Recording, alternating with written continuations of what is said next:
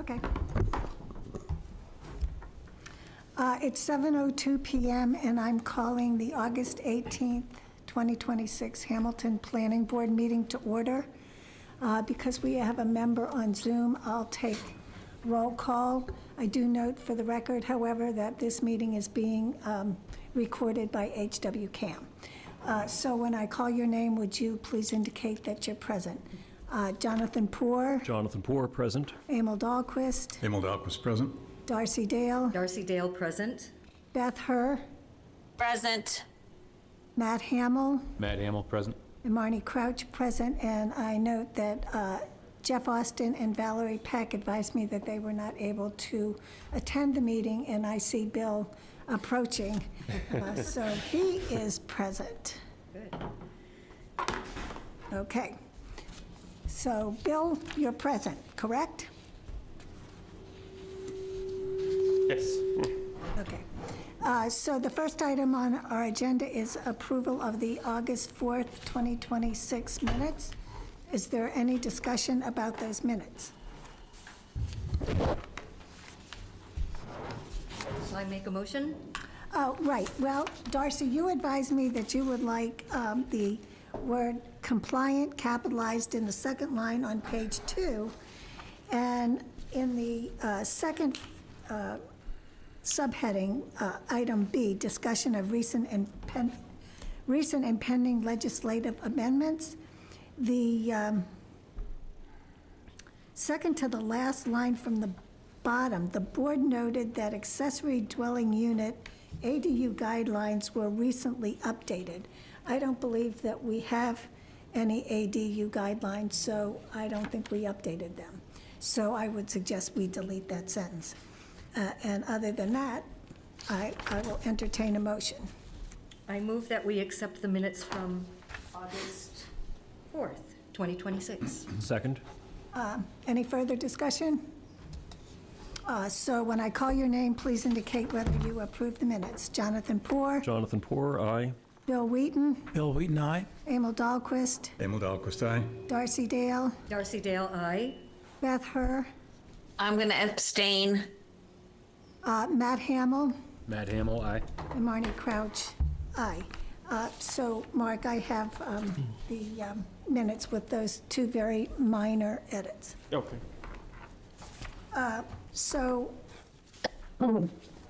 we have several items on our agenda under other business, but I note that we have only one member attending the meeting in person, and I know that Ann Giroux is going to speak to us about the dark sky bylaws and guidelines. So unless anybody has any objection, I will take Ann's remarks out of order.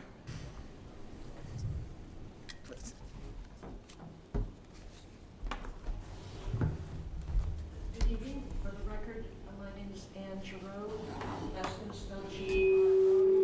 I live at 821 Mayberry. I'm here tonight as a member of the steering committee of a group that calls itself Hamilton Dark Sky.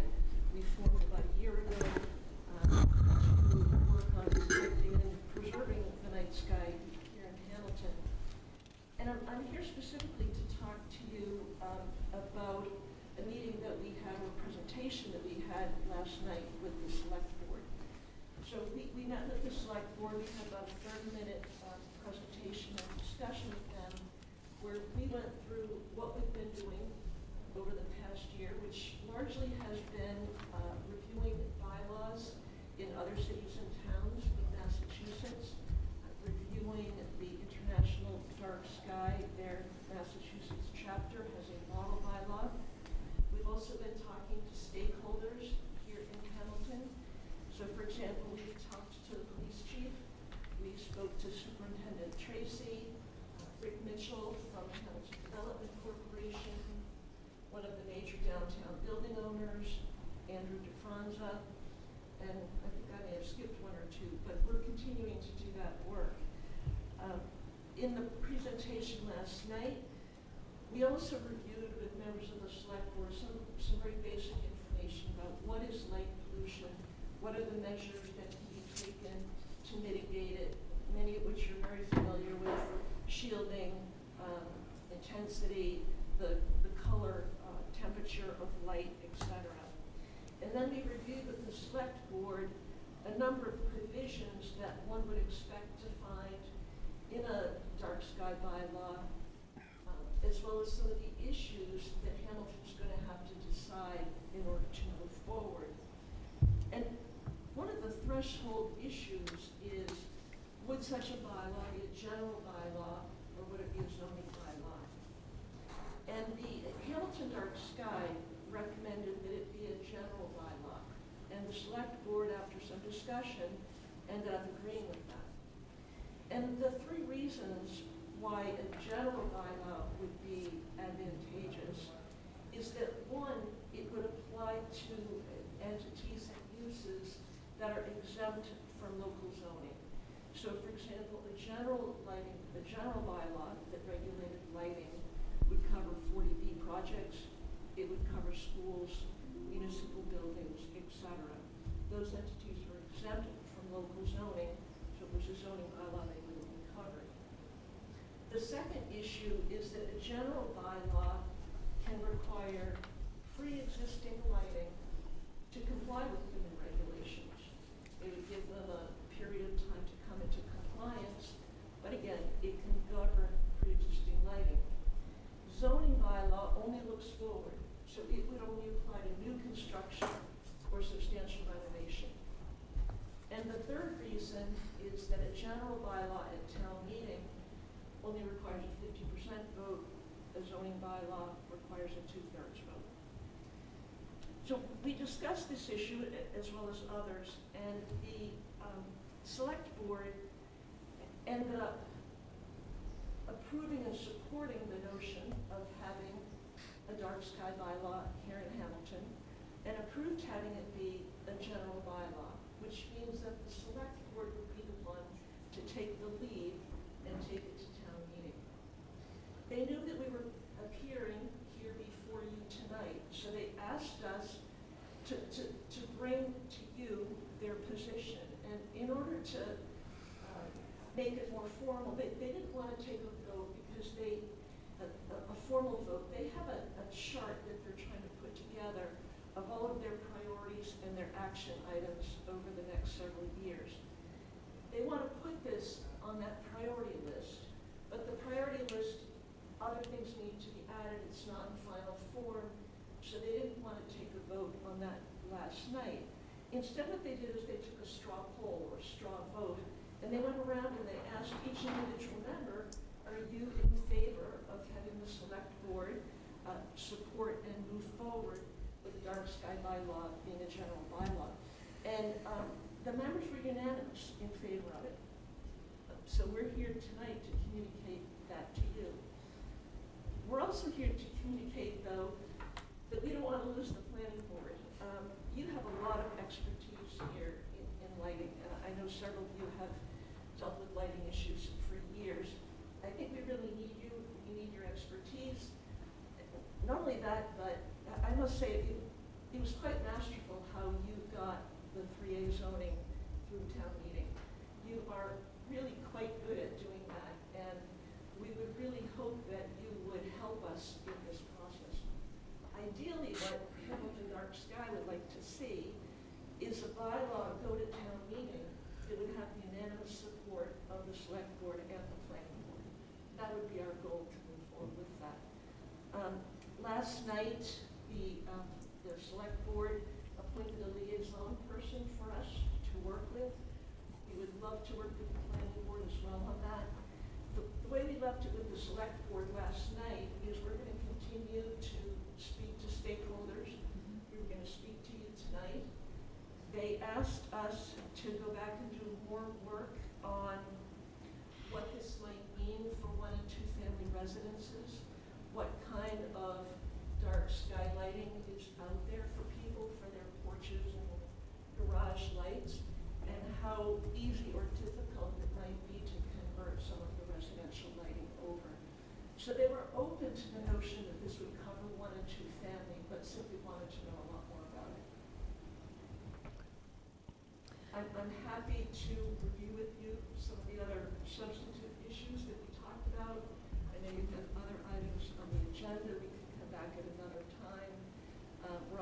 happy to talk to individual planning board members.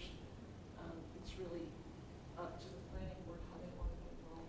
Well, speaking up for myself, and I hope other planning board members chime in, I think your analysis of moving forward with a general bylaw as opposed to a zoning bylaw makes perfect sense to me. Because otherwise, some of the largest light polluters, and I don't mean that in a real disparaging way, but schools and other entities that are exempt from zoning really are the entities that need to address their lighting situation one way or another.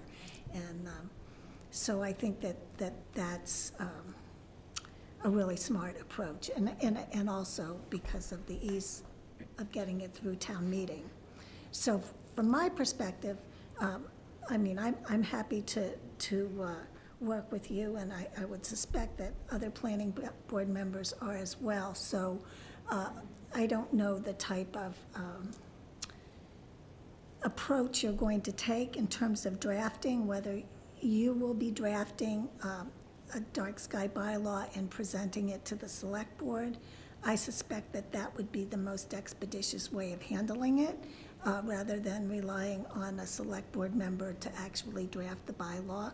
I think that having a bylaw with perhaps several options is a smart way to go. I think the biggest issue is always going to be the single and two-family houses, and I did run into Kathy, so I'm not, I don't want to take credit for this idea, but she mentioned that there's the nuisance factor. So if property owners in single or two-family homes have egregious lighting that's flooding your bedroom, that can be addressed as a nuisance as opposed to overtly regulating residential homeowners, other than condominium associations and something like that. So I think that's where, there's the nuance comes in.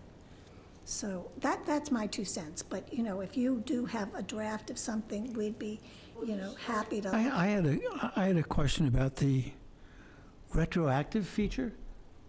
So would that apply to existing lighting that wears out and needs replacement? So if you're going to replace it, you have to replace it with a dark sky compliant fixture? Or would that require, homeowners and businesses to rip out all the lighting that they currently have and put in its place dark sky compliance lighting, which could be quite an expense? I think it depends what Hamilton wants to do. We looked at how other towns dealt with the issue. And for example, Maynard just passed a dark sky bylaw in the springtime. Their bylaw is only covering future and new lighting. If you look at Nantucket passed a bylaw just a few years ago, and they're giving everyone 5 years to come into compliance. If you then look at Chelmsford, which again passed one this past spring, theirs only covers commercial, and they're giving people 10 years to come into compliance. So I think it really depends what approach Hamilton wants to take, and again, there's a whole range of options out there. Kathy Simons worked with Ann on a steering committee for Hamilton Dark Sky. I was here before. I just wanted to say that when we met with Eric Tracy, and I've got to say that the school buildings are the biggest offenders in town in terms of egregious lighting. We've done a lot of after-hours photos around town, and Eric Tracy acknowledged it. And not only that, but as we spoke with he and, who else did I speak with? Curtis, the facilities director. Thank you, I'm terrible with names. Curtis has been in place for a year, and he's just grappling with the technology that they have. They don't have a handle on where their timers are or how they work.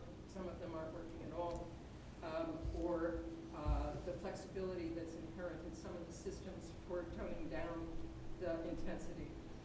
But the thing that I really wanted to say was, it was quite surprising, but when we talked about a 5-year potential phase-in, Eric Tracy thought that that would not be a problem in terms of financial, in terms of cost. That grants were out there, he was confident that they could manage with that. So there was one other thing I wanted to say, which was that there's also the possibility of exempting from the bylaw things like streetlights. It's a big question. We really don't have a handle yet on exactly what the situation is with regard to the potential for the cost of adapting the streetlights in Hamilton, but it had not been our intent originally, as we were thinking about it, to include them in the bylaw or sports lighting at the high school, which is already dark sky compliant. So, if I may add, I also support the general bylaw approach. What I think is interesting to note is that most bylaws and regulations are triggered by somebody requesting something. Like, for example, in zoning bylaws, somebody's requesting a permit. And so that gives you the leverage for somebody to comply with something. When somebody's not asking for a permit or for a license or for any sort of other work, the challenge is sort of Enforcement. monitoring and enforcement. It's complicated.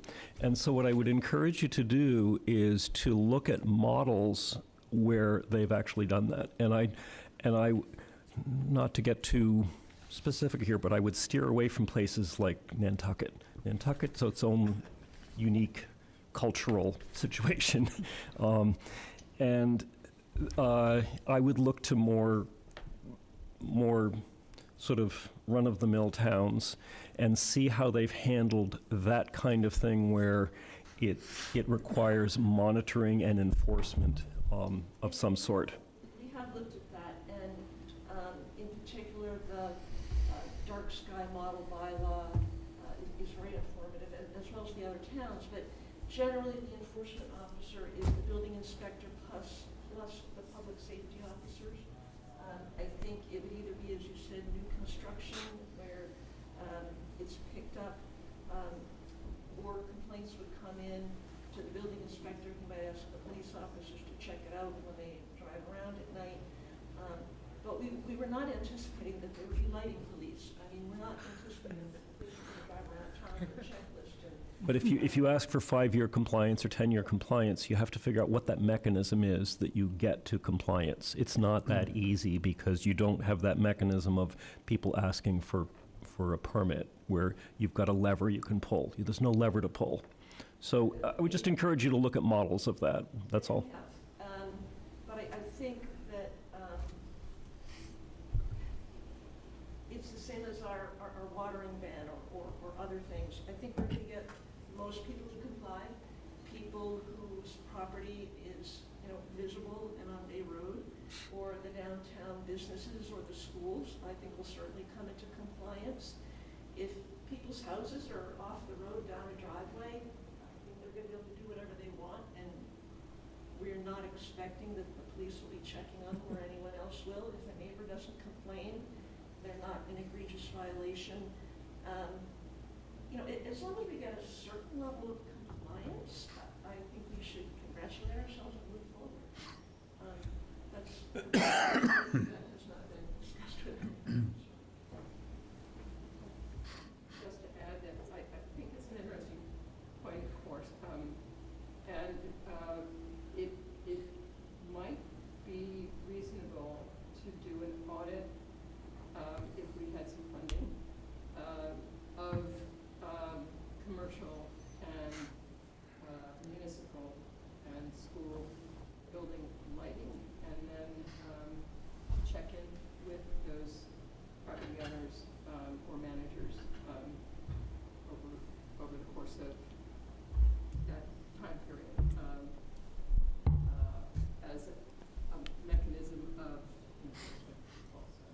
I suspect that part of the bylaw will involve a requirement that lights are turned off at a certain time.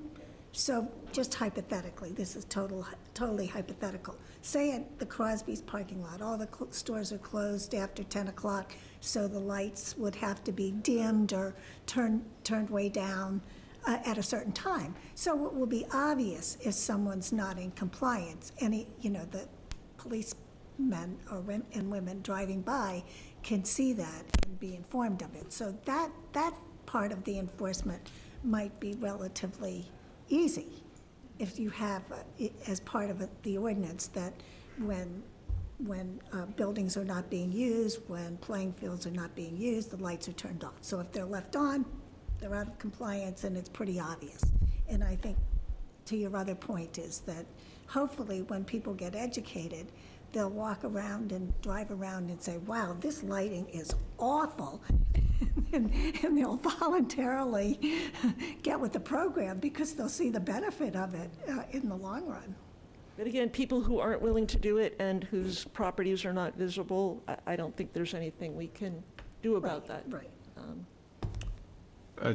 Yeah, just a comment. I too support the general approach to the zoning and fully support the Dark Skies program. I think if you set up a committee that has some of the public involved in it, not just experts on lighting and writing codes, but get some public participation. But it's possible. I've seen in some towns where you thought you didn't know how much it would be impacted by the cost of people changing lights. On a residential level, I don't think it's a huge cost, and because there's nothing extraordinary about it, putting a shield on a light or a down light, and so I don't think it's a big cost. But what some towns do, I think, is run a program, maybe get some grant money and offer to replace, have homeowners come and maybe sign up and replace lights that if they feel as though they're, in other words, get them to do it voluntarily, rather than force people to do things. I think that's going to be one of the big objections the public will have at a town meeting, is the retroactive part of it. But if you can mitigate that somehow, with some types of program, and just again, I don't think it's a big cost shift. People don't typically change their garage lights, every 5 years or so. But I think if there is a trend, and if people, I think, see a movement in doing it, they'll voluntarily, I think, change their lights. And I think you'll see a large number of people do that. So I think that's a good approach, as opposed to forcing people to, you must do this in 5 years. I think garage lights will probably be the easiest. They tend to be floodlights, which you can tip all the way down, and then you just change the light bulb out to a warmer, perhaps less intense. I think the more expensive item for people will be their porch lights, the sconces on either side of their doors, and maybe if people have lights at the end of their driveways. Those could be expensive depending on what people have today and what they want. I was just looking today, Lowe's has some very simple lantern-looking lights, but that are dark sky compliant because the light comes from up above. So we're starting to see more of those at places like Home Depot and Lowe's. You have to look for them. They're not available in the store. You have to look online. But I think we would have to help people understand what's out there, where you go, and whether they can do some kind of simple retrofit or whether they would need an entirely new light fixture. I think if you're going to make it mandatory to come into compliance, especially for residential use, you have to provide 5 to 10 years. Because if you were to just have an ordinance that said people have to go out and buy dark sky compliant lighting, that would probably be an unconstitutional taking. It wouldn't pass muster.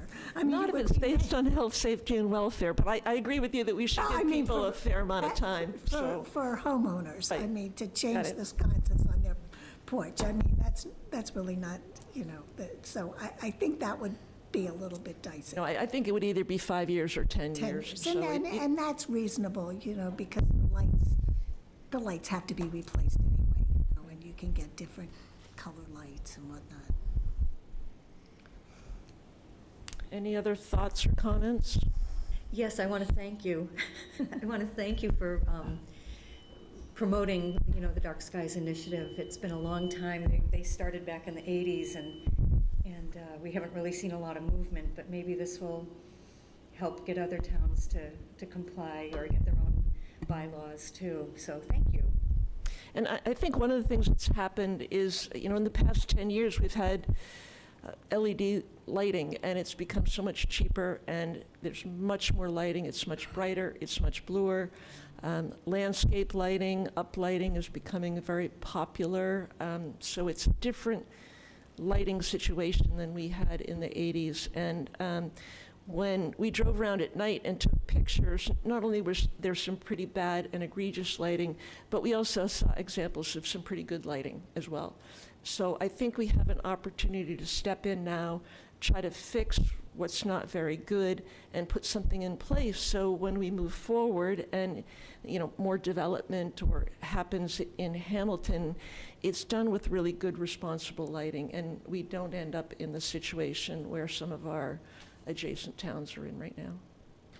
Well, we have a number of other items, but, I would propose that we, I don't know if a motion is the appropriate thing, but I think we should support the general bylaw and support the planning board's goal of having a general bylaw placed on the warrant for the annual town meeting in the spring.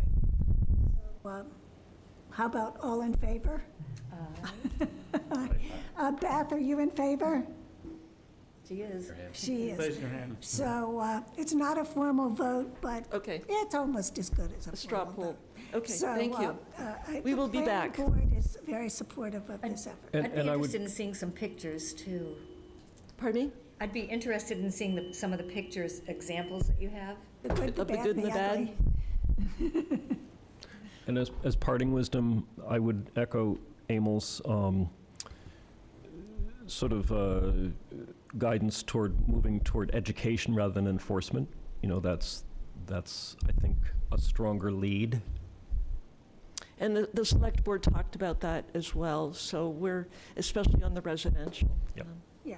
Good It luck. might be worth, I think you're doing the right things and talking to a lot of different people. It might be worth talking to the Historic District Commission and some of the private schools, like the Pingree School. They're on our list, because we've heard complaints about the lighting at Pingree School. So they're certainly already on our list. The Historic District Commission, that's a very good idea, thank you. Council on Aging, it'd be interesting to see how the folks there responded to this. Gordon Conwell. Yes. They're on our list as well already. We already have some pictures of some egregious lighting there, so, They used to have the church spire Put up. lit up. You could see it from, miles around. It wasn't casting, it was a glow, but you could see it from miles around.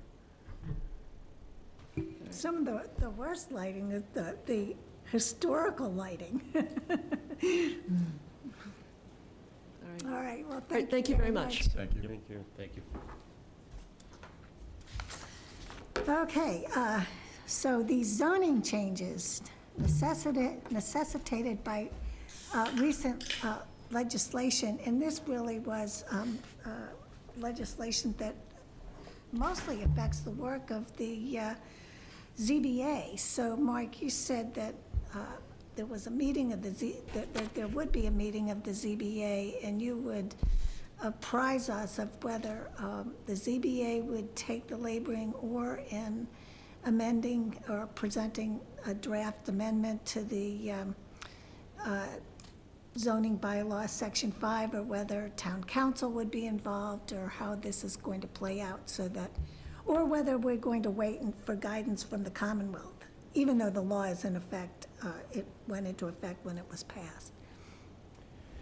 I think, there was that meeting a few weeks ago. I think it's going to be, since the planning board, usually leads zoning amendment changes, probably will be the planning board, but this is a fairly sort of housekeeping type measure. If, even if the town were not to support the changes, unfortunately, we can't enforce what's in the zoning bylaw because of the changes in state law. So it's really sort of a housekeeping measure. And I think how I left with Robin is I would propose some changes and run them by her. And as I said, it's not very interesting. It's just we're taking the state law and incorporating it into the bylaw. But you're suggesting that at town meeting, it would be the planning board that proposed Yes, yes. okay. So we can stay abreast of that. So when you have some drafts, we can look at it, because if we're going to be responsible for presenting it, we want to make sure that we know what's in it. We can answer questions about it, and Yes. It looks good. Okay. Next item, definitions. That was Jeff Austin's baby, and he is not here, so I know that is something that we really need to get on top of. I think, Jonathan, you were quite strong in your view that the definitions are rather appalling. Some of them, not all of them, obviously. But I know that the building inspector had proposed some changes to the language, so I'm not sure where he stands on some of these changes, or necessary amendments to some of the definitions. So we'll have to wait on that, but not too long, because I think that is a bigger project than I first anticipated if we start changing definitions. Was he looking at it from a standpoint of equating the building code language with the No, I zoning think he code? was just trying to organize it so you could find the definition you were looking at, instead of going, wait a minute, where'd the alphabetical order go? You know, because it's very confusing when you Yeah. want to find a definition. Sometimes it's part of an alphabetical list, sometimes it's listed under the applicable zoning bylaw. So try and reorganize it in a way that makes sense, but he wasn't going to grapple with any particular definitions. So I think that, So what we have is just a composite from all parts of our bylaws of definitions, right? right, yeah, and they're kind of a mishmash, they're kind of all thrown in there, except inclusionary housing, the open space farmland preservation development bylaw, which, if all goes to plan, will be deleted in any event. And so to try and organize the definitions in a way so that if someone wants to look it up, they can find it. It's either a general definition applicable to all bylaws, or if it's pertinent to a specific bylaw, I think then that those definitions for specific bylaws should be separated from the alphabetical list and clearly identified in a separate section. So rather than have, for example, inclusionary housing bylaw definitions buried within the general definitions, extract them and have them separated, so that if someone was just looking at that section of the zoning bylaw, they could go right to inclusionary housing and wouldn't have to sort through the alphabetical list of definitions. So that is what I'm hoping he will do. And then, at some point, I think that the planning board members should go through the definitions, and if there are any ones that are particularly troublesome, to highlight them so that we can make any pertinent corrections. Does that make sense?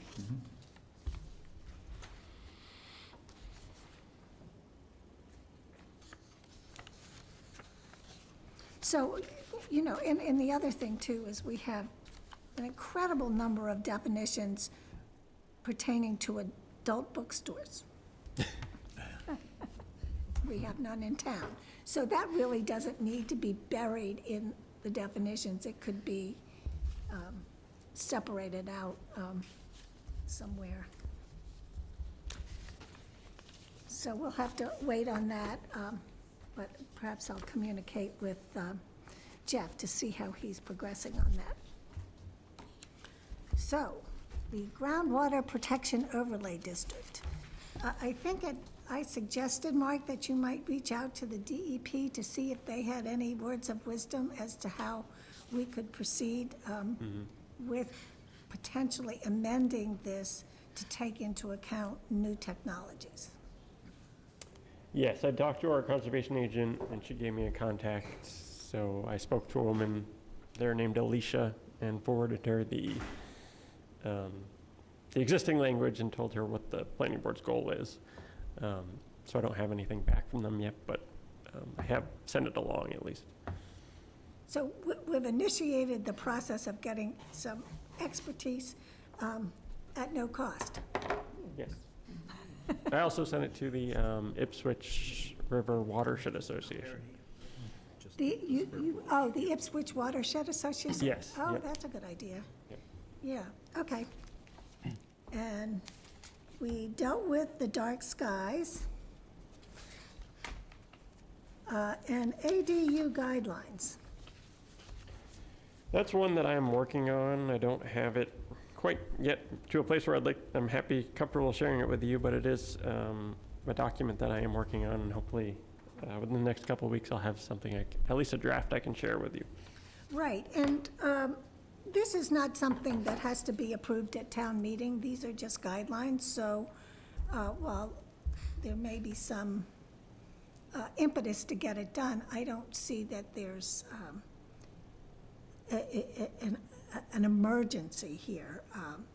Do you know, I think I might have asked you this, how many ADUs? I was surprised, wasn't there like almost a dozen or something? 8.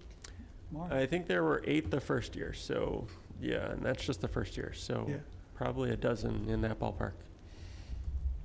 But do you have any sense of whether these ADUs are on, 1 or 2 acre lots or 4 acre lots, or whether they're downtown? Good question. I deal with them because I have to assign the addresses to them, so I do see them. More of them are detached, so they're separate buildings, and the addressing system, if the building is behind the primary residence, the state wants us to give the address the number that it currently has plus R, which is as simple as rear. So most of them are getting that address. So most of them are behind the primary dwelling. So do they come in with, they must come in with some kind of plot plan? Yes. It'd be fun to have a little composite of, the 8 plot plans that we could look at and see what people are actually, Building, yeah. dreaming up. Yeah, what I could do for the next meeting is show a map of where the last year and a half we've. Or a slide of the composite, Yeah, yep. plans, so we could see whether people, just to get an idea about what people are thinking. Is it all in one part of town, or is it all over the place? I think it's all over the place, but generally on larger lots. Okay. Right, I think that where the issue would probably arise is Septic. downtown, where they're more visible. But if they're on larger lots behind larger houses, then it may not be affecting people as much as if There's no room on the land in the yeah. downtown because of if you're talking about between Willow and Union, say, because it's a septic system. I think Brian Stein, I think. Brian Stein put an ADU on his property down. Yeah. I know there's an ADU in Woodland Mead, and that's generated some controversy, so, But it might be over a garage or something. yeah, I don't know. Yeah, so, I'm curious about, So, because there are so many. does an ADU have to have a separate septic system? No, I can tie No? into, I don't believe so. I think you can tie into the existing. if you have enough, If if you have Yeah, otherwise you have to capacity. update it, I think. Yeah. Bedroom You have to count. I don't know if they like I don't know, Jonathan, do you know, 2 septic systems on one lot? You really usually can't do that. I don't think so. They would just count bedrooms. Yeah, yeah. But I'm curious about those package ADUs that you see now. I mean, I see them in magazines, Are they modular? architectural, modular. that they tend to be more modern, less complicated, less detailed. Simple forms to them, but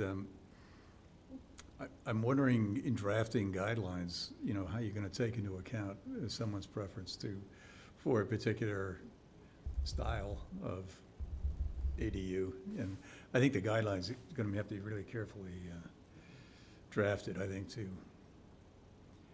You have to, stay I mean, away if from you have an ancillary apartment Yeah, in a larger house, which you can, and if it has a separate kitchen, I think our bylaw requires that it have its own septic system.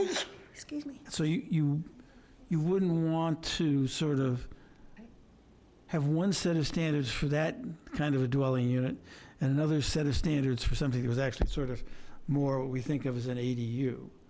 I mean, if one has to have a separate septic system, then the other should. Or if one doesn't need a separate system, then the other doesn't. There has to be a certain amount of parity, I would think, between an auxiliary apartment and an ADU. yeah. I mean, the Board of Health, I'm curious how they handle ADUs, because the rule of thumb is, because they look at it per bedroom, and they got 10,000 square feet per bedroom as their count, that if you have a house in a small lot, like in the downtown area, or on a half-acre lot, you already have, if you have a house that has several bathrooms in it, you got a system, you probably have a 1,500-gallon septic tank and field, and 20,000 square feet, half acre, that's 2 bedrooms, on a half acre lot.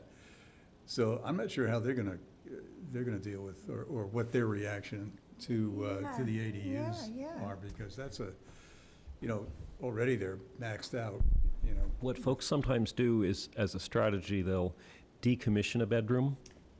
Yeah. Yeah. So in the way you decommission, I mean, that sounds like a goofy word, but Study the way you now. do it is you have to take the door off and you take the closets out, Yeah, so that's that it right. can't be a closed Right. space with a closet.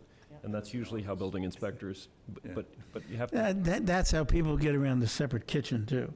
They have a hot plate and I think a refrigerator, but no sink, or there's some set of guidelines about whether you actually have a second kitchen or not, and the same sort of thing. if there's legitimate cooking facilities, usually it's considered a yeah. kitchen, but you can have a refrigerator and a sink. So, Yeah. anyway, those are gray areas that get negotiated with inspectional services, so. Yeah. It's- And they're not exempt from the septic requirements, so some lots you can't get an ADU on, and even though it's permitted by right, if you can't make the math work on the septic, Right, you can't right. get it. Yeah, I mean, it would be much bigger problem if we had a sewer system, Yes, town sewer system. yeah. So, I've not heard, except in my neighborhood, any complaints about ADUs. No, it's usually, I think one thing that we got in our requirements that was really good is, the state let us do is, you can't build an ADU in the front yard. That's one of the things that, another town I worked in, someone did that, and everyone complained about it. It's just kind of it's a eyesore, so you can, I think the way we set it up here is that you can't build it in the front yard unless you file a special permit with the planning board. And maybe there's some weird sort of, your lot has some sort of weird hardship, but typically we don't allow you to build it in the front yard. Well, the guidelines, correct me if I'm wrong, are just really designed to address the compatibility between the ADU and the main house, and perhaps the scale of the neighborhood. And how it sort of interacts in the neighborhood. So you're hopefully not getting complaints from your neighbors, things like that. There's good opportunities to talk about privacy issues, parking and driveway strategies, open space strategies, space between buildings, things like that. Right. Not just style. Style should be, Right, to yeah. Emil's point, should be kind of off the, Yeah. Off the Subject. table. But scale and Yep. that kind of stuff. It's more about siting and relationships Right. than style. Mark, I sent you that New York Times article. You remember that? I think so. The person in was it Minnesota or? No, it was New York City, I think. Okay. And they went and looked at ADUs. Some of them were really crazy, very innovative, not for Hamilton, but, very interesting solutions. I think IKEA has, the Swedish company has an ADU model you can purchase. Oh, wow. Really? Really? Check it How out. much? I don't know. I was going to say. This was a couple of years ago they came out with it, but Interesting. but they're, to hand build one, and, Jonathan knows it, build 900 square feet is going to cost a lot of money per square foot. As you compress the square footage, the cost per square Yeah. foot goes up. So I've seen Doubles. ADUs come in at $1,000 a square foot, Yes, right. $1,000 a square foot for a regular ADU, just because everything's compressed.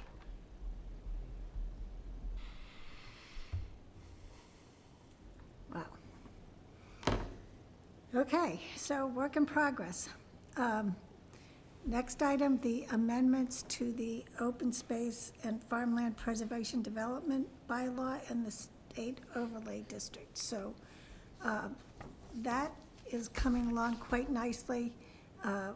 We have combined the two bylaws and made every effort to simplify the process.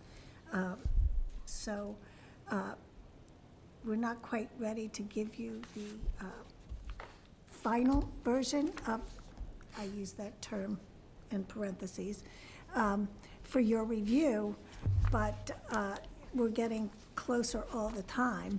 And so what Emil has done is highlighted the process, and he can go through this with you. And so essentially, what we're proposing here is a conservation subdivision design development, and the open space and farmland development bylaw really purports to be a conservation subdivision. It's just a bit of a cumbersome one. So we're really trying to make that process accessible.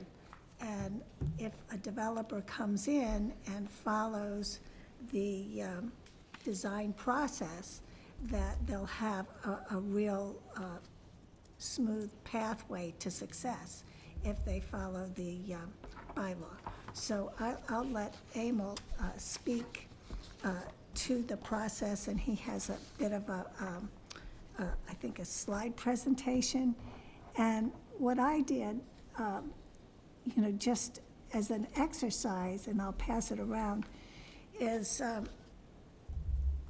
I will confess, I ask ChatGPT to, in table format, compare the Massachusetts subdivision control law, the Hamilton subdivision regulations, and the conservation subdivision design booklet that was put out by the Metropolitan Area Planning Council, and basically is a booklet helping towns implement conservation subdivisions. So the comparison is not with what Hamilton is proposing, but a general bylaw advanced by the Metropolitan Area Planning Council. So it's just, really, I gave ChatGPT very specific instructions as to what to look at specifically, and that's exactly what it did. And so it's kind of a nifty little comparison just for your edification, so I'll pass that around.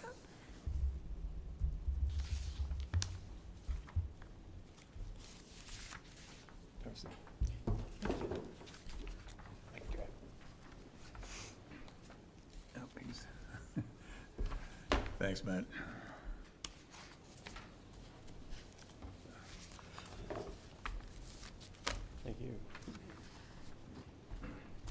Yeah, this is very, what Marty just handed out, is a very interesting document. And the left-hand column, I won't go over it, but the topic column really are the mechanisms or the provisions that you typically find in our code. So the things like yield plan, site analysis, and so forth.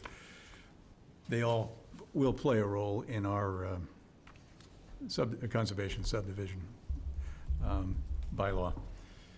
I put together, this is very brief, and it's just like a primer. This might be old information for some people, but for maybe, I thought, some new members not familiar with it. And this might even be something that could be used down the line when presenting to the general public about what it is, what's the difference between what we already have and what we're trying to create here. Beginning with this first slide, which is, why is this before the board? It's just an outline. Conventional bylaws divide all buildable land into house lots and streets. Nothing on a parcel is set aside. Conservation bylaws keep the same number of homes but place them on part of the site, permanently protecting the rest. And it's the choice is procedural.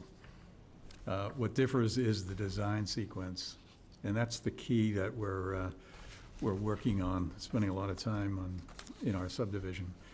Those mechanisms that, in the end, separate conservation subdivision from conventional subdivision bylaws. Next slide.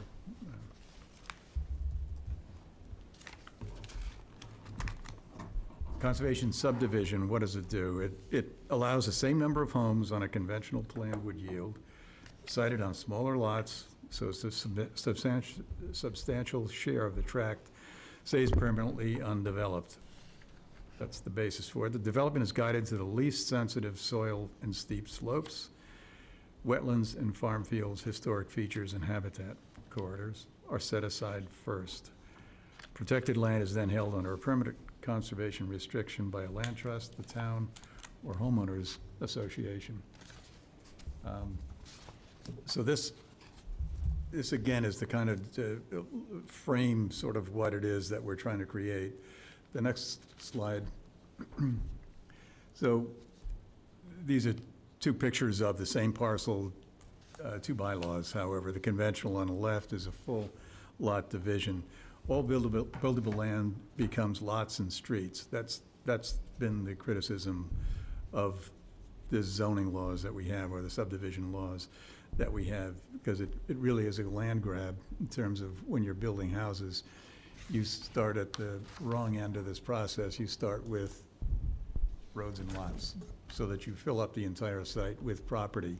So you're essentially right away excluding people from using a good part of the property. The conservation is clustered with protected land. Homes sit on smaller lots in one portion of the site. 50 to 70% stay undivided and protected in perpetuity. We're sort of looking at 50%, and I think, as Marty said, we're working on this. We're going to come up with, there are several decisions that are really key, and we're going to bring those to the planning board for discussion and decision down the line. What are some of these things, like housing bonuses? What should we be doing that? This is not going to be, we're going to create maybe one scenario and then bring that to the planning board. Next slide. So what the bylaw language controls, this is interesting. The provisions: overall density, lot dimensions, open space, protection, ownership and upkeep, and review process. And again, a conventional versus conservation, just a side-by-side, just in simple language comparing the two, how they would differ over time. Again, conventional overall density set by minimum lot size across the whole tract. We're all familiar with that, the way that works. If it's a 1 acre, you take all developable land and divide it by 40,000 square feet, and that's going to, after subtracting for the roads and a portion of the undevelopable part of it, that establishes how many dwelling units can be on it, beyond it. The conservation is density neutral, same yield calculated from a base plan. So this is something we're going to get into some detail later, the yield. But again, same number of buildings on smaller lots will then yield open space that can be made available to the general public, you know, and held in conservation. Next slide. Key decisions and common benchmarks. Minimum track size. What we've been talking about is to have a trigger of the decision to make this mandatory or voluntary is a big decision. We had talked about doing this. Those of us who were on here a long time ago, Bill, you're one, and certainly Marty, but the flexible bylaw that the planning board was trying to use before, there's been a lot of attempts through the history of zoning to create more flexibility within the zoning. So that flexible bylaw has been done in many ways over years. But what we're trying to do in this case is to make it to a large extent, make it desirable for a developer to follow this conservation design development strategy using this design process, make it desirable for them to do it as a choice. However, what we'd like to do, in which some towns have done, have a trigger of 5 acres, say, or equal to or greater than 5 acres or 5 lots. That's the minimum tract size that would say above and beyond that, you then have to go this CSDD route, conservation subdivision route, and follow this particular bylaw. And as the drafting note says, it's set low enough so that the bylaw actually gets used in Hamilton. I guess one of the problems in the past on the open space, that it was really sort of lay dormant. Nobody ever used it for what was intended. And Marty said was a little cumbersome. And it only kind of nodded at conservation. The 8112 was the section that sort of tips it off in much plainer language that it was conservation development oriented. Open space required, the next one, 50% of the tract is what we're doing. It can vary 50 to 70 in some areas. Measure against buildable land, not gross acreage. One of the things we've been wondering about is do we differentiate between lots that have, say, a higher percentage of undevelopable land? For example, if you have a lot of wetlands on your property, if you have a 5-acre lot with a lot of wetlands on it, and if in fact the wetlands area out is larger than your developable area, should we take under consideration changing the 50% of that or not? And so those are some of the questions that we're trying to play with. The lot area reduction, 50 to 75% of the base. The base in, say, a 1-acre zoning is 40,000 square feet. RA is 80,000 square feet. So one thought is to allow a 50 or pair with a clear frontage and setback table so it's administrable. But make the lot area required 50% of the base. In other words, if it's in an RA district, 50% of the 80,000 square feet is 1 acre, 40,000 square feet. If it's in an R1B, which is 40,000 currently, look for lots that are 20,000 max, and so forth. And then R1A, of course, 20,000, you can go down to 10 or even a little bit lower. Then incentives, one of the common ones is density bonuses, 0 to 25%. This is something that has to get capped on this site because, again, it's a carrot and stick thing. The carrot is saying to the builder, if you build a certain number of affordable houses and you actually go above what's required, you maybe get a bonus of a house for any additional, or if you give more open space to the town, more than, say, the 50%, then maybe there's a bonus incentive to increase the density a little bit. These are kind of tricky, and these are going to require kind of a road testing, which is something that still we have to work out in some detail. If this were to be designed in this manner, what are the potential outcomes that we want to be sure we're not missing something? Permit type, what's unusual about this one, it's an early special permit. This is built around a three-meeting or three-stage process, beginning stage one being the pre-application meeting, which we'll get into a little bit on the next chart. And then we go to the preliminary meeting and finally the definitive plans when they're submitted, fully engineered. Those are the three stages that are be critical in this process. And then the ownership of open space is to be determined based on the particular lot. Mark, can you change the slide? Sure. So the core provisions to the draft, these are things, and we did research on a number of bylaws, conservation bylaws, and case files on these bylaws, and these are generally what the parts of the bylaw that Marnie has started writing and that we really have to deal with. Purposes, number one; eligibility and uses, number two; the procedures, three; the yield determination, of course, which is what's your base number of dwellings and so forth. And on that note, just one other thing, the yield, one thing in the uses that we're looking at is multifamily houses, so not everything is a single-family unit on a lot, however small it is. But we wondered if we could introduce some multifamily up to a limit of three, maybe a 3-unit per building, so we don't get too large a building. The problem with multifamily is how do you determine density? It isn't the number of buildings. It could be dwelling units, but it also could be, and is typically done with multiplex buildings, it's the number of bedrooms. And again, that's useful from the Board of Health standpoint, because in the end, that's going to be the test. Are they overbuilding or not?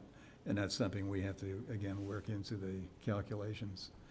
Open space standards, again, we're pretty much set on the 50. Again, some places go up to 70%, but dimensional flexibility, a lot area, that's what we're reducing down to at least 50%. Frontage and setbacks will relate to the new, they can't follow the existing frontages and setbacks because we're gonna reduce the lot size. State clearly what the conventional standards are waived by right. Ownership and stewardship, that's for the land.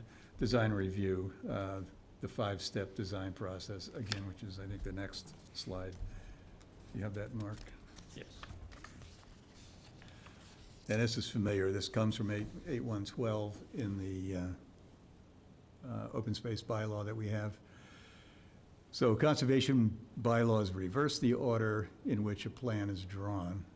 Land is protected before lot lines are set, not after.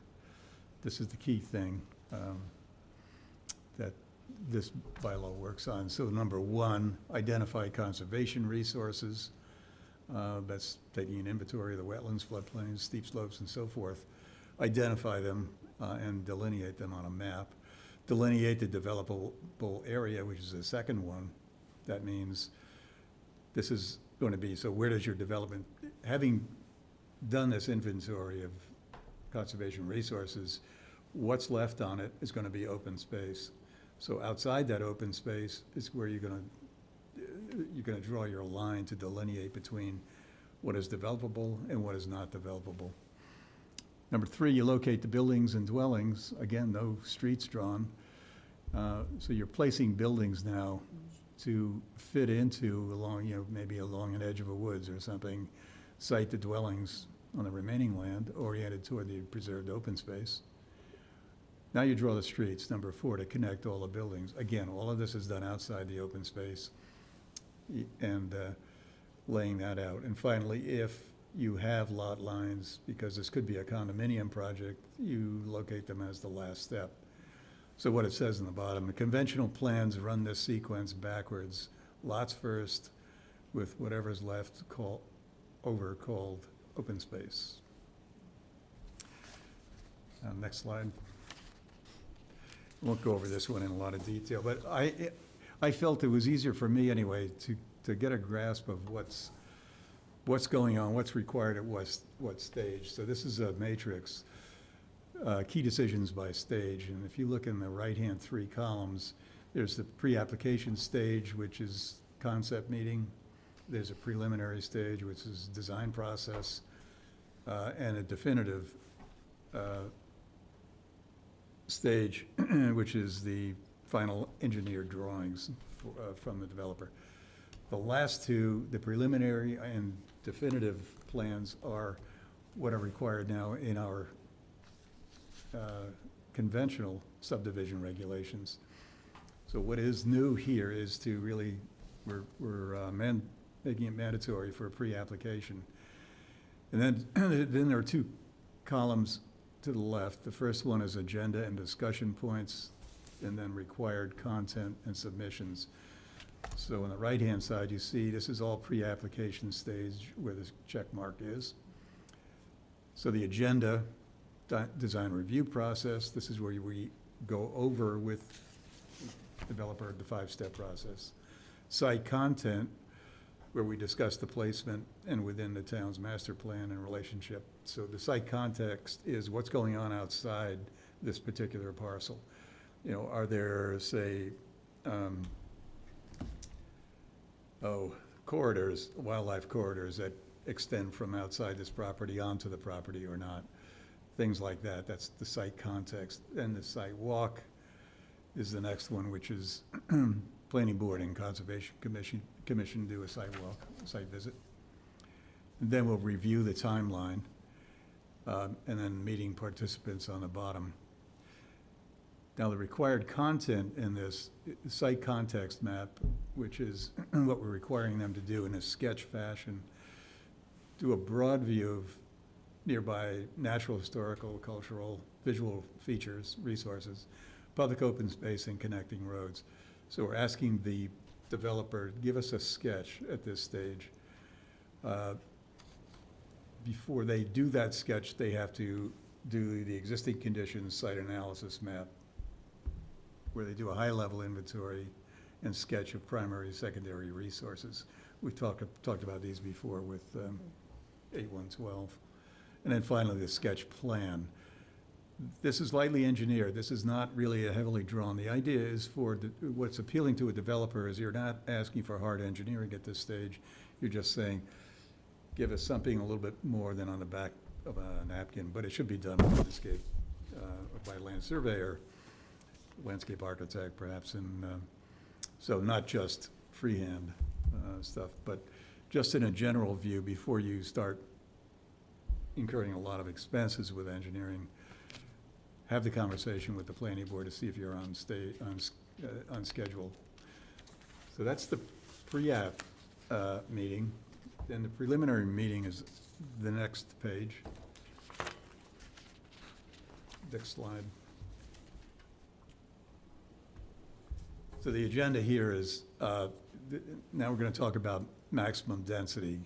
So the agenda and discussion points: density, open space configuration, infrastructural layout, again, schematic, cross-department review, get input from other departments, feedback, emergency services, and so forth. Public input, this would be a public meeting, maybe an open hearing. And then conditional special permit. So this is where we're going to open up the prospect to them of just, we're going to start with a special permit for approval at the end of this this hearing, the preliminary. And there might be 2 meetings here, but this is sort of the discussion points that need to be done at this stage, at the preliminary stage. And as far as the required content, the plans, the conservation preliminary plan, its formal scale plans showing all the boundaries, north orientation, development. So this is the beginning of actual graphic drawings. Resource overlay, clear mapping of natural, historic, cultural, visual resources, and so forth. Topographic data, yield plan. The yield plan can either be done through a base density derived either from a formula or from a conventional subdivision plan. They have an option. For example, I'm at the 133 Essex. Toll Brothers did a conventional subdivision plan for Gordon Conwell. They came up with like a 52 subdivision for 1 acre zoning on their 100 acre lot. I guess you remember that. That's a conventional subdivision plan, and it was the entire 100 acres full of lots. So that's one way they could do it, or they could use a formula which is more common. And again, they might choose the yield plan on a formula because it's, and a formula is simply, once they identify all the resources and take away the constrained areas like wetlands, floodplains, steep slopes, once they take away all of that, and usually there's a multiplier. For some reason, the state allows 50% of it can be used as, to calculate your developable area. 50% of all the wetlands can be included in developable, even though you can't really develop on it. That's sort of a state directive, I guess. Anyway, in the formula, then you take away 10% of that developable area for potential road systems and so forth. And then you divide it by whatever the base density is in that particular zone. If it's an RA zone, it's 80,000 square feet. If it's an R1B, it's a 40,000. R1A, a 20,000. So that tells you how many, the yield being then the number of lots, the number of dwellings, not the number of bedrooms. So this has got to get connected, the number of bedrooms with the yield. So that's kind of in progress. Preliminary infrastructure plan, so now we're going to get lightly engineered roads, well locations, public drainage corridors, and so forth, and a list of abutters. Again, these are the 2 columns for the preliminary stage, and then the final stage is the last slide.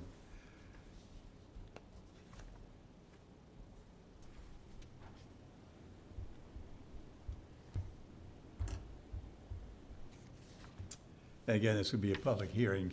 So now the special permit conditional, and so what probably will happen is that in the second preliminary meeting, when they come in, they will have made some adjustments. Once they start to engineer it, there'll be certain, without doubt, some changes that have to be made that are mandated by the more engineered version.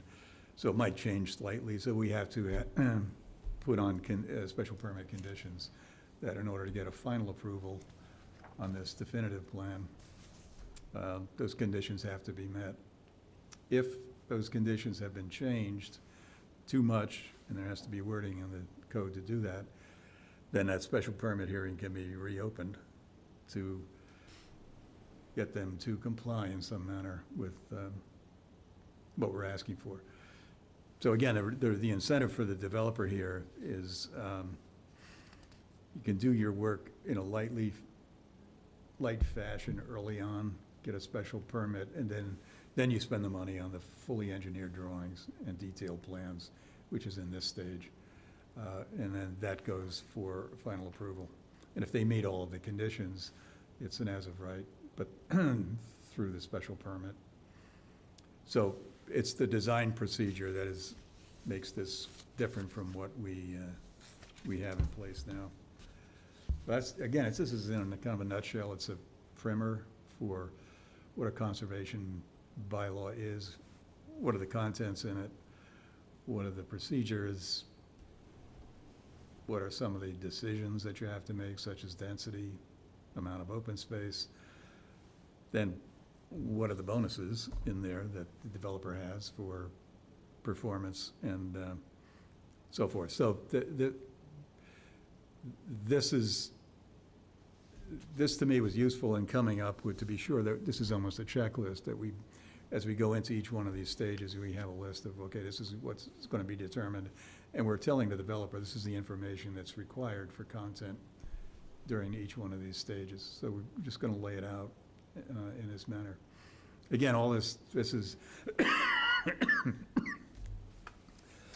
this could be a handout to a developer, not necessarily part of the bylaw necessarily, but this, to me, it's an organizational chart, and it's a chart that defines really what's required at what stage, and what are the benefits, and what are the challenges for each one of these.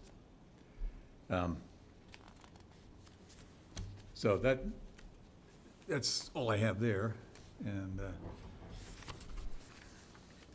we've been making a lot of progress on this, going, between the two of us, going back and forth and making suggestions and conversations, but we're at a point where we're gonna come back again and focus more on some of the details of that really should be, they're all board decisions, not, but we wanted to lay this out as clearly as we could and go over it.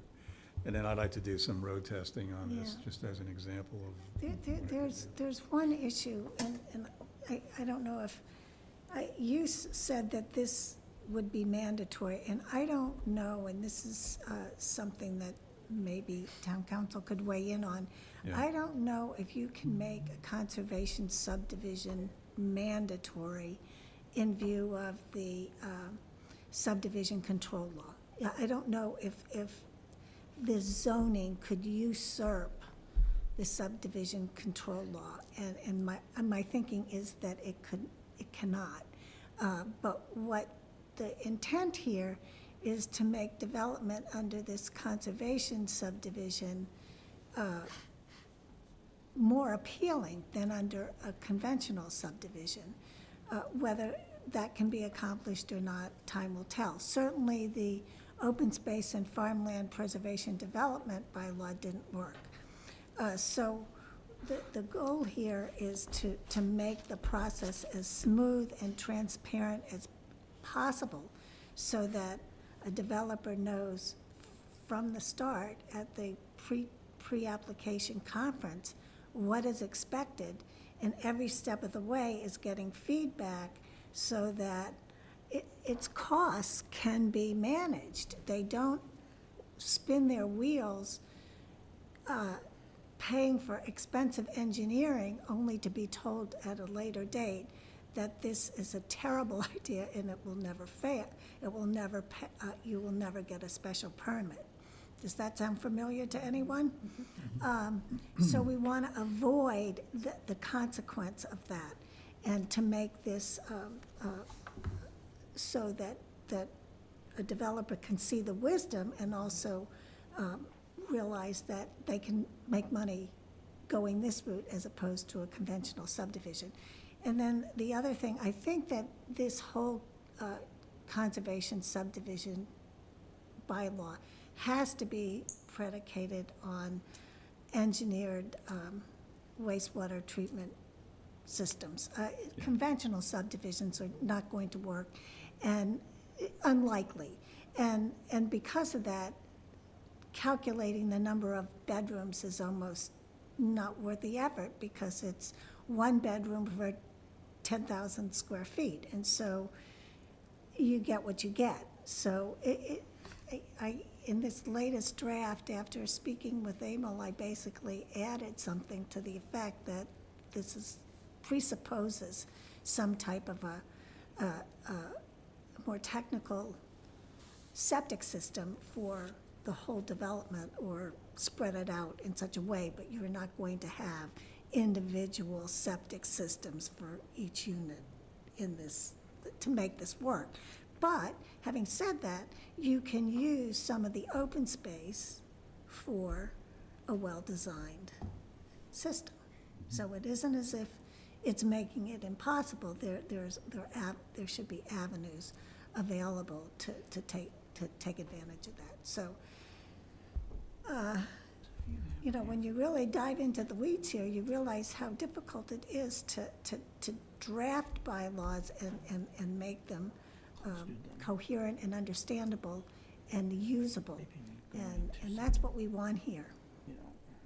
And we've also taken into account estate houses and their potential reuse as well. How likely that is, we don't know, but at least there is an avenue for the one or two or three estate owners that might look at this and see possibilities. Yeah, Marty's right about the,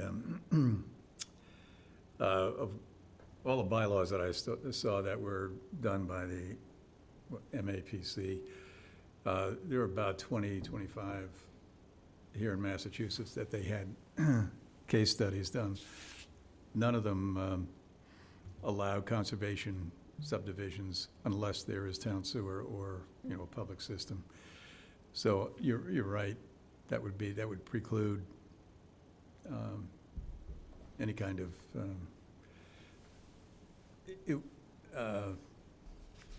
development of this nature. The mandatory part, you're right again, it's never been apparently tested in court, though I know Amherst has done it, but they've done it in conservation areas, in an aquifer area, but they have a conservation, past the conservation, so, but I guess it was never challenged Right, in yeah. court. So it's a caveat, Yeah, it's never been It's never been tested. tested. So, It's interesting how the subdivision control law came into being. Towns actually had to adopt it, so Hamilton adopted it. Yeah. And now, you know, we have our own subdivision rules and regulations. So I don't know if there's a mechanism where you can say, well, we don't want it anymore. We're rescinding our acceptance of the subdivision control law. I don't know that that could happen.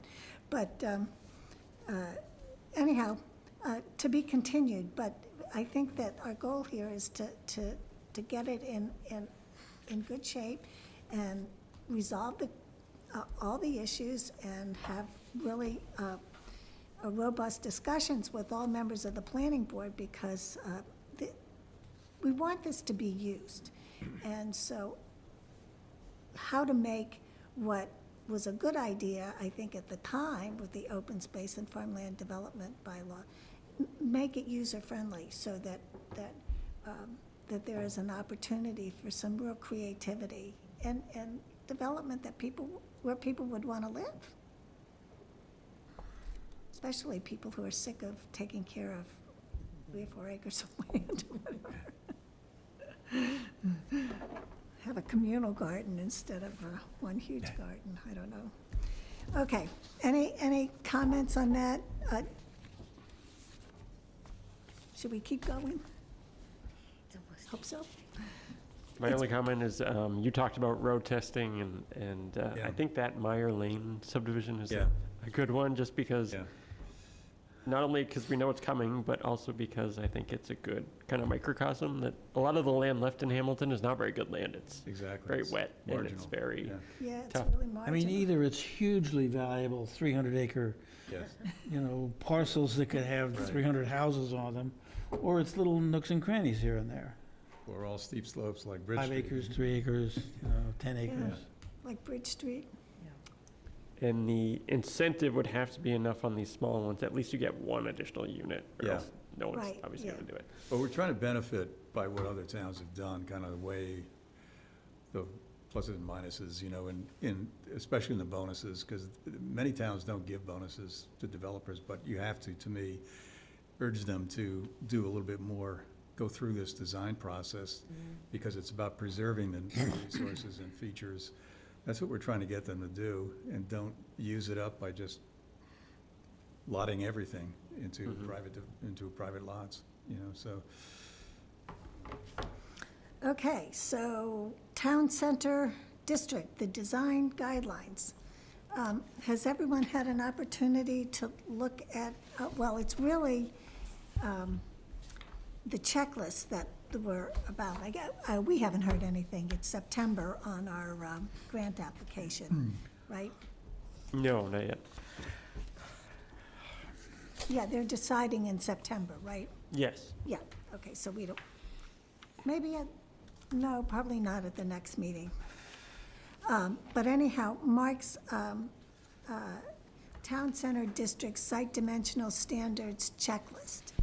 And did anyone have any comments about this? Because this is certainly something that would be a good tool for people hoping to do some development in the town center.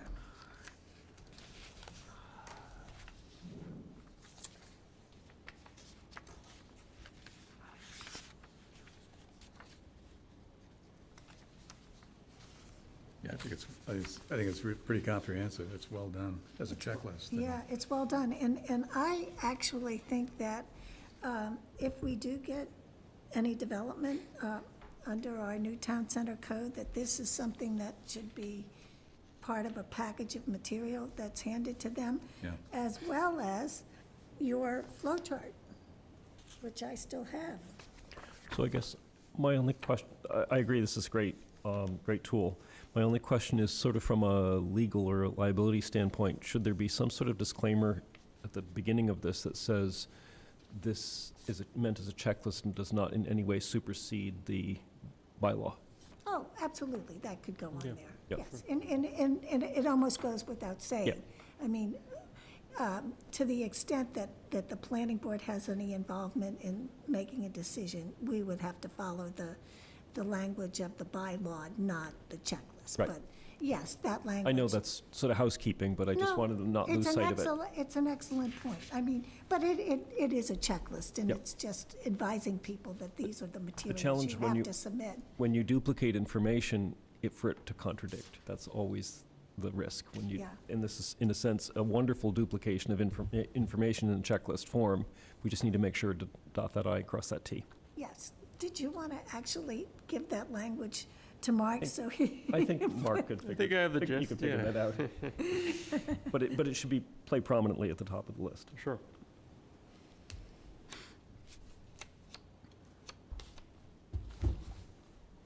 Okay, so that's great. And, this kind of document, because it's not something that has to be approved at town meeting, it can be changed. I mean, if we find in a year or two that it's too cumbersome, or it should be reorganized, I'm not saying it should, but it's something that can be amended at any time. Am I correct? Yes. It's not like the stormwater management regulations that actually required a public hearing. These do not, so I think that's great. Perhaps should we make a motion to approve this checklist? Yes, I will. I'll make a motion to approve the checklist. Do I have a second? Second. Okay, so we're having a vote to approve the checklist with the caveat, the language that Jonathan suggested to be added to it. So we'll have a roll call vote because Beth is on Zoom. Maybe the word checklist should be changed. Well, I think you just, all you have to do is say You this would does call not. it, evaluation form, something that doesn't say, doesn't even intimate. No matter know. what it is, if it's a duplication of the verbiage, you run the risk of contradicting. So you just have to say, this does not supersede the bylaw. Yeah, Yeah. yeah, That's all. Preempt. It doesn't preempt. You just have to say something Yeah. legally that yes, says that the overarching document is the original bylaw. right. Doesn't matter what you call it. Okay, so roll call vote, Jonathan Poor, Jonathan Poor, aye. Bill Wheaton, I'm Bill Wheaton, aye. Emil Dahlquist, Emil Dahlquist, aye. Darcy Dale, Darcy Dale, aye. Beth Herr, Aye. Matt Hamel, Matt Hamel, aye. and Marnie Crouch, aye. Thank you, Mark, good job. Sure. Thank you. And next up, off-street parking. It's a new one, but it came up because a gentleman called and he runs a general contracting company out of Wenham and was looking at properties and he saw one in Hamilton. And it's a two-family dwelling and he was thinking about making at least the first story, it's within the town center district, making at least the first story his offices for his company. And to me, it sounded like an interesting kind of project, and I think probably we well received, but one of the questions that came up was parking, and this is our existing parking requirements, and there's nothing in our existing requirements that speaks to offices. So it's the last row that kind of comes up, and that if it's not listed, then the Board of Appeals determines what the parking is, and the planning board provides them advice. And to me, that doesn't seem very fair. for the applicant, because they didn't really know what the standards are. And I could tell, talking to this person on the phone, that he didn't like that uncertainty. So it just seemed to me like a simple thing we could do is to update this, to update that language, because in my view, I think this is a carryover for when the ZBA approved site plans, but that is obviously a planning board function now. So I think this could just be something that the planning board would determine, but we would also, I think, want to list more uses that are common in Hamilton, like office uses and things of that nature. So I took a very early first stab at that.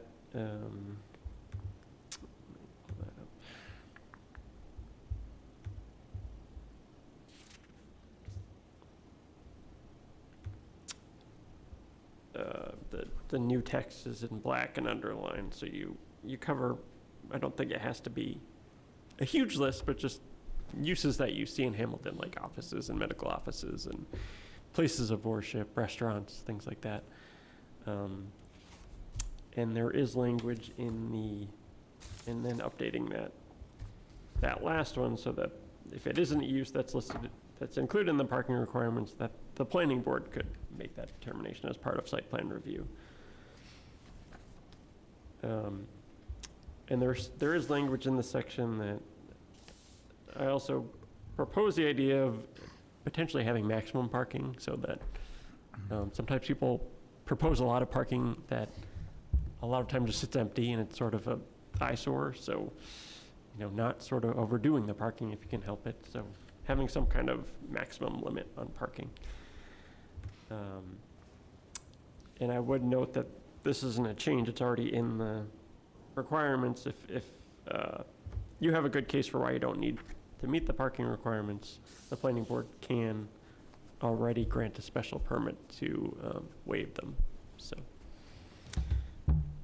you haven't seen this. I did this last couple days, so I know this is sort of new to you, but perhaps we could discuss in the next meeting, or if you have any early sort of thoughts. Yeah, I'd like to. Yeah, at our next meeting. And so I just looked at, we have to make sure it's not inconsistent with anything in the town center code. That's really critical. And then I looked at 6.1 in our zoning bylaw, and lo and behold, and let me find it, in 6.0, help me here.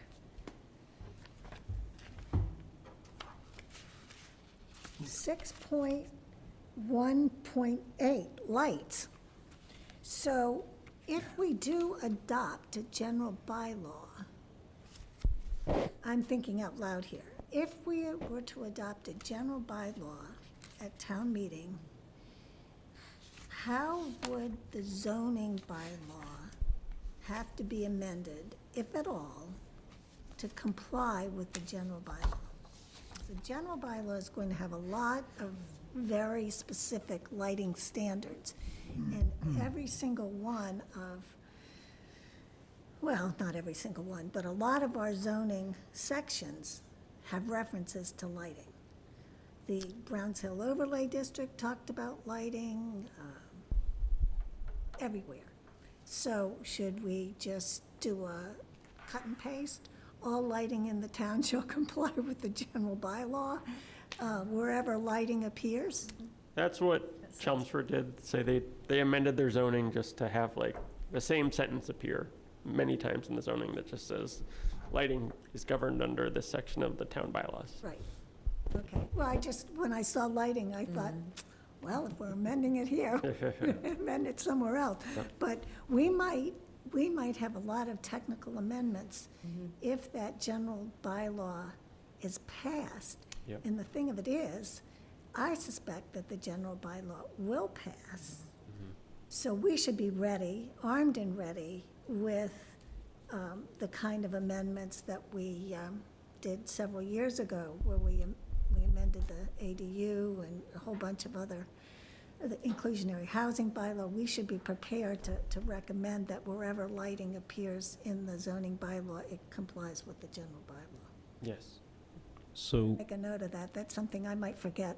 I have another sort of peripheral comment, much like the peripheral comment there, and that is the definition of off-street parking. We had an application come before us where they were claiming off-street parking, and it was straddling the property line. And so a simple definition of off-street parking would preclude that kind of, thing in an application. Off-street parking is not straddling the parking lots. Off-street parking should be fully on the property. Simple as that. Jonathan, could I ask you to go through the definitions? I'm not asking you to make new definitions. I've been looking at the definitions for things like that. Yeah, anytime you see something that's just fuzzy. Yep. And that's fuzzy. There's things that are missing, there's things that are fuzzy. Yeah, that's very helpful if you were to. And that's not the first time I've seen people do that. And it was surprising that it did come through that way, but it's not the first time I've seen that. So it's not such an anomaly that people bend the rules with off-street parking.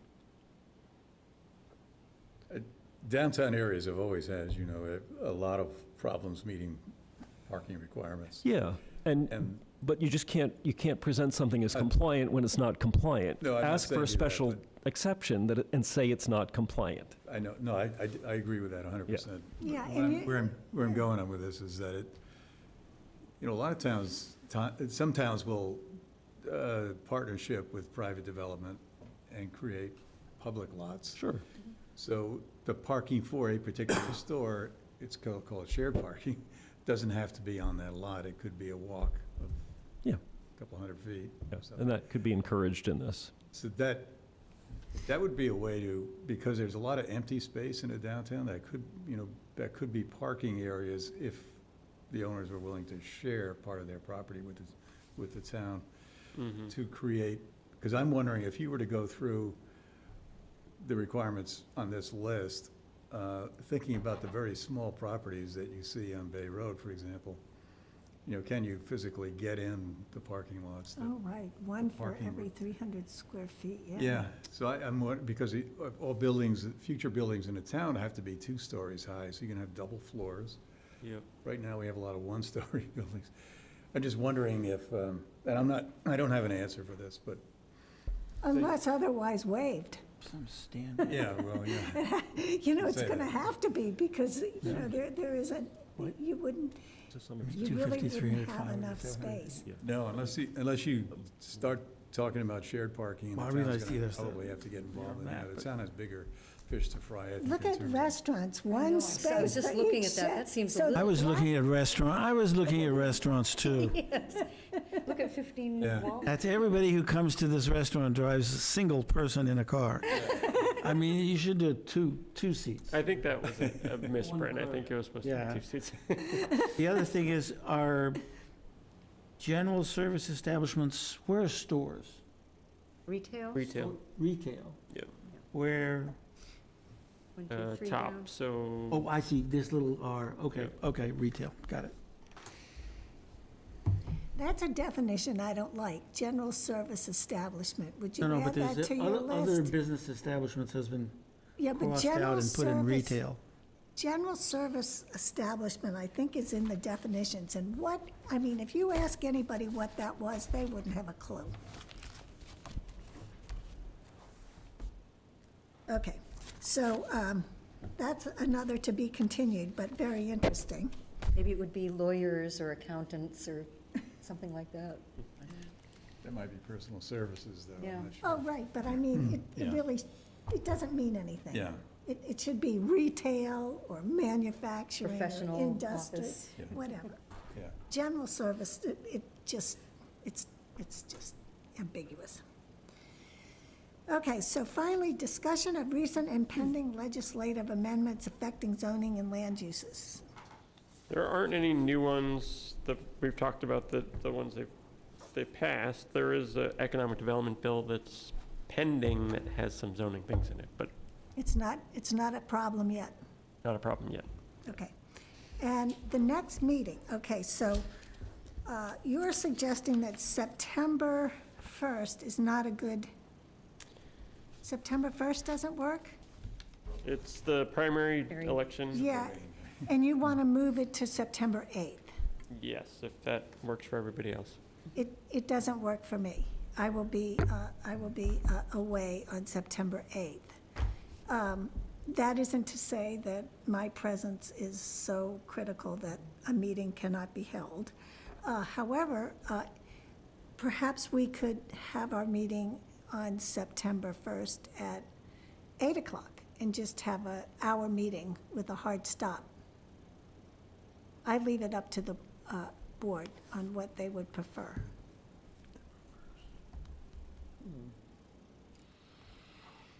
We don't have any applications pending or that have been No. filed. It's been pretty quiet. Yep.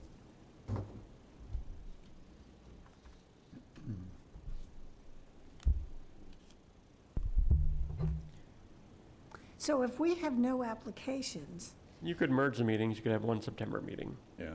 we could merge the meetings. So that would be, 22nd, is that the Tuesday, second 22nd. meeting? that would be the, yeah, September's, I think it's 16th, The 15th is Tuesday. 15th, sorry.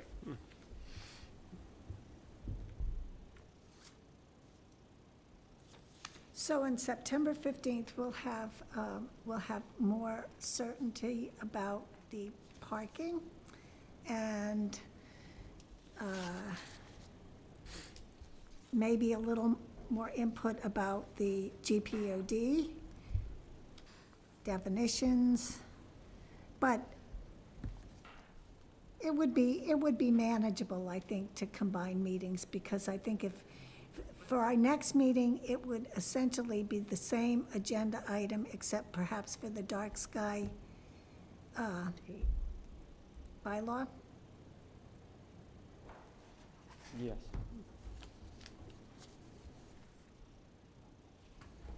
So the 22nd is out, right? Yeah, if we were to merge the meetings, it would just be one meeting on the That's 15th. the 15th. Okay. Does anyone have a problem canceling the September 1st meeting? So,